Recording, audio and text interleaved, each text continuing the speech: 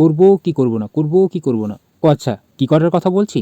মানে ওই মুখের চালান করার কথা বলছিলাম। আচ্ছা, কি চালান করব সেটাও বলতে হবে? হ্যাঁ হ্যাঁ, তা তো নিশ্চয়ই বলতে হবে। না না, চালানের কথা বললাম বলে আবার অন্য কিছু ভাববেন না। আমি আজ এসেছিলাম একটি ইউনিক রেস্টুরেন্টে, আর সেখানেই এসে নানান কিছু মুখে চালান করে দেওয়ার কথাই ভাবছিলাম।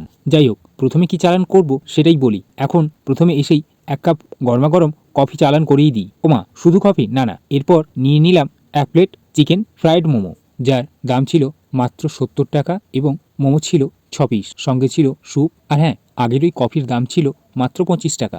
লোকেশান নিশ্চয়ই বলবো, তবে লোকেশান জানার পর আপনি যদি চিনতে পারেন তাহলে অবশ্যই জানাবেন। আর হ্যাঁ, আপনি যদি এখানকার খাবার কখনো উপভোগ করে থাকেন তাহলে আপনার অভিজ্ঞতা জানাতে ভুলবেন না কিন্তু। হলদিয়ার কদমতলা থেকে হলদিয়ার কোর্ট যাওয়ার পথেই পড়বে এই ছোট্ট চায়ের আড্ডাঠেক। এই আড্ডাঠেকের নাম হলো টাইম ফর টি। এবার অর্ডার করেছিলাম চিকেন রোল, যার দাম ছিল 60 টাকা। তবে এবার খেয়ে দেখি এই 60 টাকার দামি রোলটার কেমন স্বাদ। ও, এটা আমার কাছে ওই মোটামুটি লাগলো। অবশেষে আমার পছন্দের মাশরুম ব্ল্যাক পেপার অর্ডার করলাম, আর এই ছিল সেই মাশরুম ব্ল্যাক পেপার।